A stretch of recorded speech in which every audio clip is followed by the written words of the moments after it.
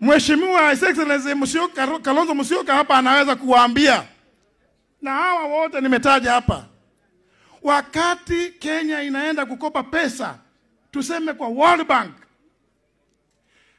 opinion ile inatolewa ni ya Attorney General, na lazima kuwe na public seal, ile muhuri. Isipokuwa hapo, hata mpeleke hiyo opinion kwa World Bank, amwezi pata pesa. Sasa hiyo Ruto anataka kuweka pale Ikulu.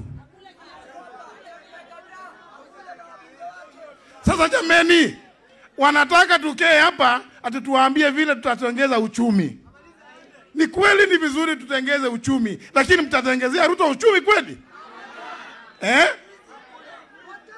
Kama ingekuwa isipokuwa ni sisi ni watu wa kufuata sheria. Kesho tungesema otoko enda Sugoi. Hapa ni kweli? Ama tuanze polepole hivi tunasema one term polepole tumpeleke, kwa sababu yeye ni mtu anapenda wheelbarrow, tupeleke yeye polepole na wheelbarrow, ama namna gani? Sisi katika chama cha Democratic Party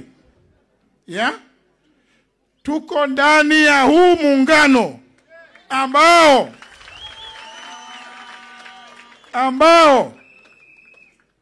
tumesema kazi yetu ni kuhakikisha kwamba utawala duni wa William Ruto tunatamatisha wakati uchaguzi unaitwa.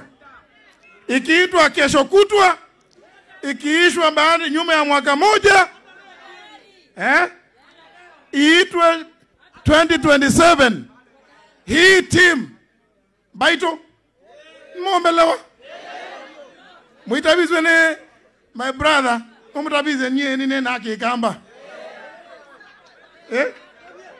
emau nene wa kikamba na nine na kikamba ola ilo mbadizia mayonongwe wa ndo akwasia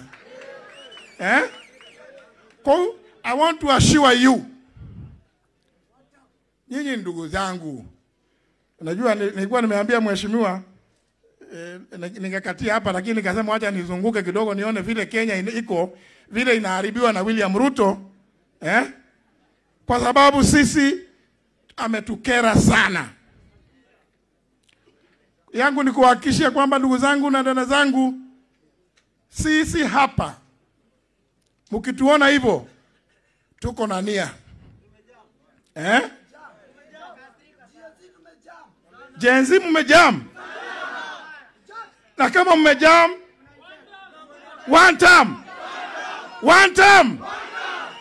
Ruto one term.